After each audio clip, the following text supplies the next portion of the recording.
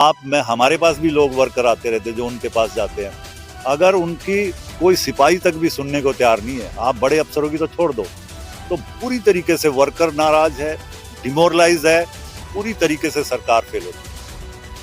आने वाले दिनों में जिस तरह से हालात दिख रहे हैं, हम गाँव में जाते हैं, लोगों से मिलते हैं, लोगों का मन अगर आज वोटिंग करा दे तो आज पूरी तरीके से बीजेपी आ रही है। नहीं, देखिए आप अगर बात करेंगे, देखिए हम लगातार पिछले जब से हमारा संगठन बना है, आप सारे मुद्दों को कांग्रेस के नेताओं ने मजबूती के साथ उठाया है, मुद्दे पे खड़े हो जाते हैं। तो बीजेपी पूरी तरह डरी हुई है। वो जाने वाला टाइम जैसे होता है ना, एक वो उनका अब ग्राफ गिरता जा रहा है। आज हरियाणा में कानून व्यवस्था आप भी देख रहे हो, आप भी यहीं से हो, आपके सामने सब कुछ है। आज तो लड़ाई यहाँ पे सीएम, सुपर सीएम, वो आपस की लड़ाई में लगे हुए हैं हरियाणा। दिन रात का फर्क है। हम काम करने वाले व्यक्ति थे। उस समय में हमारे मुख्यमंत्री थे चौधरी बंसीलाल, जिनको विकास पुरुष के नाम से जाना जाता था। वो हालात तो उसके तो सामने आज ये जीरो हैं, क्योंकि उस समय था एक विकास करने की सरकार।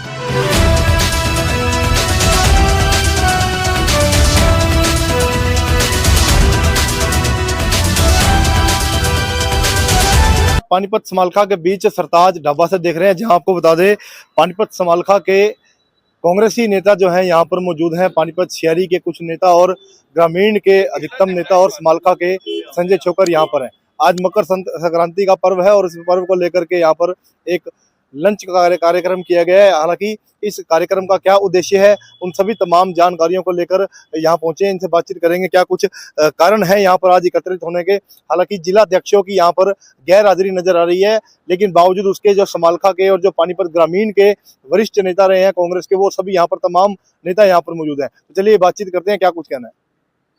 कोई ऐसा बड़ा विशेष कोई ऐसा हो नहीं था। हमारा लंच का प्रोग्राम था। हमारे सारे कांग्रेस के बड़े नेता, जो संघर्ष के नेता, पुराने नेता, सारे लोगों का जो अपने साथी हमने इकट्ठा काम किया है हमने। और मंत्री जी ने देखो अशोक जी के टाइम पे कितना लंबा काम किया। राजवीर संधू जी आए हैं, पूनिया जी, सब लोगों ने बहुत 20-20, किसी का 20 साल का, किसी का 25, तो सबका बड़ा लंबा अनुभव पार्टी का है। तो आज सबका ये था भी इकट्ठे मिले, बहुत समय हो गया है।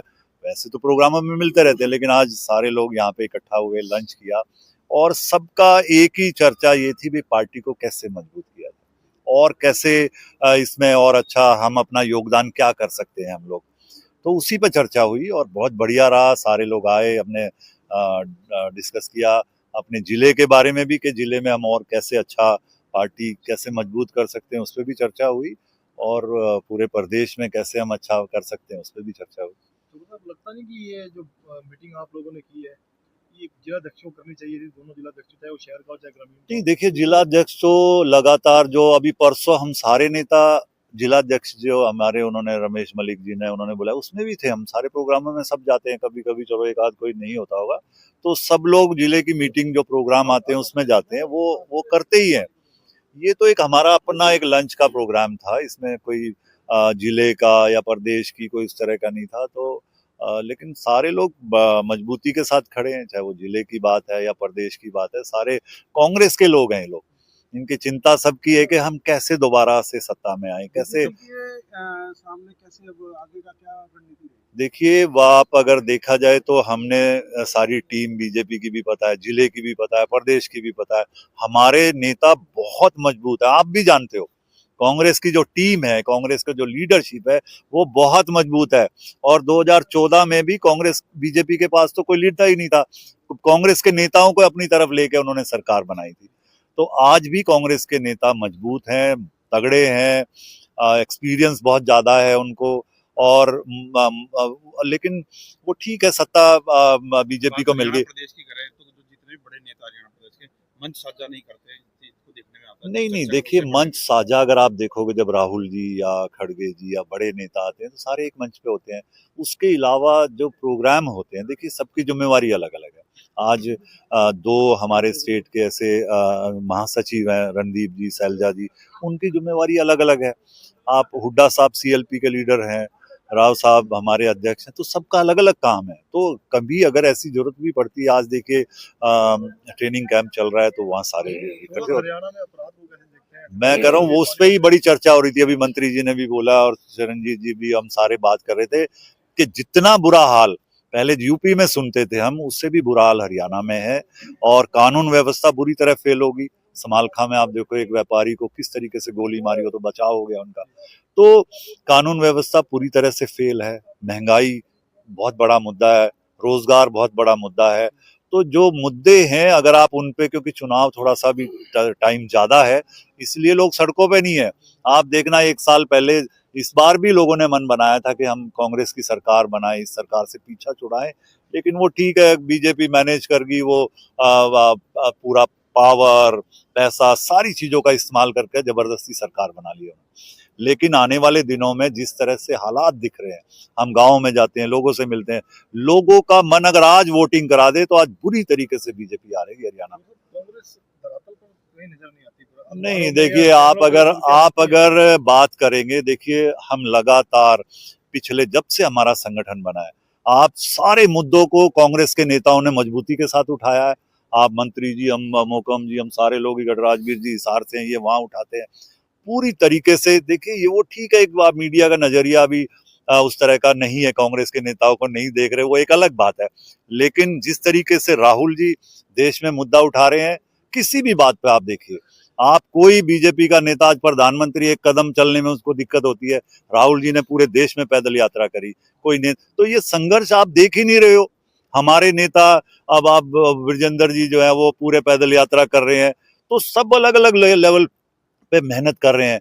कोई ऐसा, जब से हमारा संगठन बना है मैं खुद देखता हूं कि कोई ऐसा मुद्दा नहीं है, बढ़िया से मजबूती से मुद्दा उठाते हैं।